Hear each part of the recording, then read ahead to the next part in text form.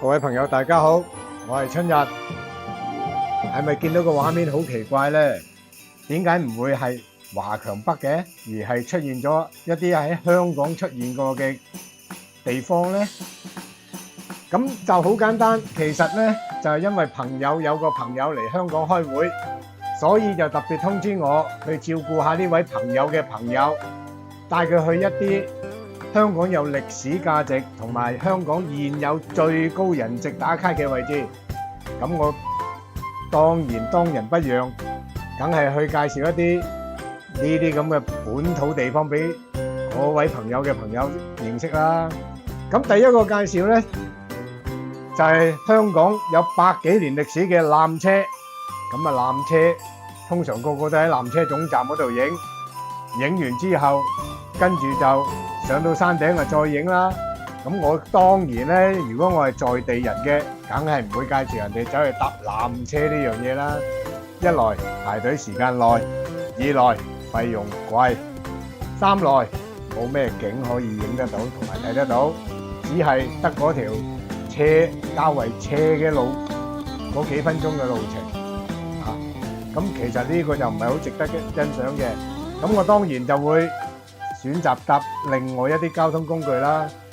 咁嗰段呢，我就因為香港人就太過平常啦，太過經常都睇到啦，所以呢就冇記錄低。咁第二個介紹佢呢，就係喺呢個地方，喺中環呢個立法會，以前立法會出邊嗰個轉彎位係影100幾年嘅嗰啲老鐵龜啦。啊，我哋叫老鐵龜，其實叫電車啊。電車就係人都搭過噶啦，相信香港地有大部分人啊，同埋啲遊客都會搭過噶啦。咁第三樣嘢介紹呢，就係香港嘅冬日繽紛巡禮啦。咁日頭睇落去呢，就已經人山人海噶啦，好多妹妹仔啊、靚女啊、靚仔啊、帥哥啊，全部都喺呢度出現過噶啦。婚紗攝影嘅發燒友啊，或者婚紗啱近期結婚嘅，都會喺呢度取景嘅。咁其中呢，喺遮打道一段咧，就有個燈飾咧，就真係幾靚嘅，我都覺得幾好靚，我都嘥咗唔少記憶睇喺嗰度噶啦。咁再者咧，就過到搭我哋香港有100幾年歷史嘅天星小輪過去尖沙咀。尖沙咀另一個人氣嘅打卡位咧，大家都知噶啦，都係海運大廈門口。海運大廈嗰條門外嗰條走廊咧，就每年都有唔同嘅景象，每年都有唔同嘅擺設俾大家去玩、去影同埋去睇嘅。啊，咁就其實好簡單嘅啫，永遠都係啦。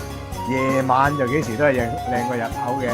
點解咧？因為夜晚有燈飾啊嘛，同埋夜晚嗰啲燈光效果係幾好嘅。我都係第一次喺立法會門外睇見有嗰啲燈光投射喺個立法會嘅外牆。即係我咁大個仔都係第一次見到喎。啊，咁其實咧呢個香港冬日繽紛巡禮咧，搭配咗後邊嗰啲，例如渣打銀行啊、香港上海匯豐銀行啊、中國銀行總行啊、龍江實業大廈，係啦。咁另外咧，另一邊咧有幾間酒店咧，都整得幾靚嘅，即係政府都花咗唔少財力嘅。咁整咗落嚟俾大家一齊去開心下、欣賞下、玩下，或者有個目的出去行下、購下物，就算唔購下物啊，都四圍睇下有咩可以影啦。大家都已經買咗個咁靚嘅手機，有咁多拍攝嘅方式教導，都應該出嚟行下嘅，舒展下身心普天同慶嘅日子都幾過癮㗎。再且，其實香港都搞咗唔少心思落呢啲咁嘅大型節目上邊㗎啦。咁無需北上嘅，亦都可以有喺香港可以玩翻幾日都得嘅。其實留港消費唔係唔好，係咪？香港有新嘅嘢玩，點解要嘥個幾兩個鐘頭時間，或者2至3個鐘頭時間翻大陸咧？係咪？其實大家只需要一人貢獻一啲少少嘅意見，一人貢獻少少嘅力，咁就可以享受到大家一齊歡樂嘅日子啦。香港係我哋嘅地方，係我哋成長嘅地方，應該就係好開心咁去享受每一個節日嘅歡樂嘅。咁喺呢段期間，遊客亦都會嚟香港觀摩一下，究竟香港嘅聖誕節嘅歡樂有幾歡樂呢？咁其實喺我條頻道裏邊，我都唔知有啲咩人喺度㗎，或者有啲國內人，有啲台灣人，新加坡啊、馬來西亞咁樣，大家都識聽廣東話嘅，咁就一齊嚟享受下香港呢個節日氣氛啦。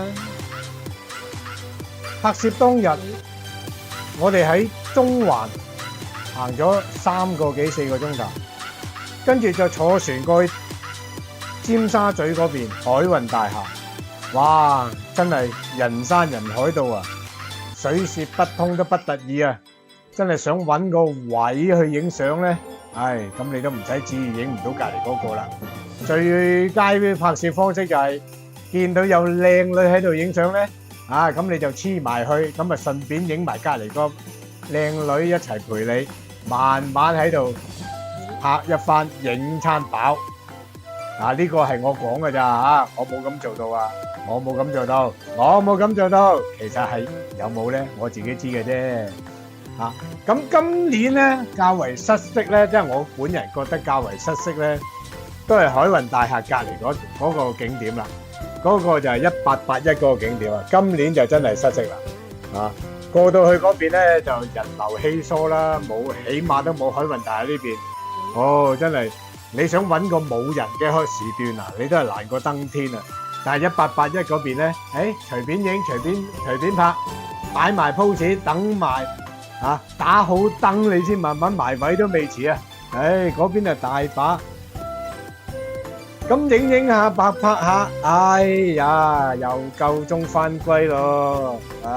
因為朋友第二日就早機翻去佢自己個家鄉，咁冇辦法啦，咁咪早啲去揾嘢食埋個宵夜甜品，咁啊送埋佢翻酒店，咁啊各自歸家瞓覺覺豬。咁我就順便剪埋條片，咁啊大家一齊欣賞下香港呢個開心時刻啦。咁條片就差唔多到呢度為止啦，好多謝各位。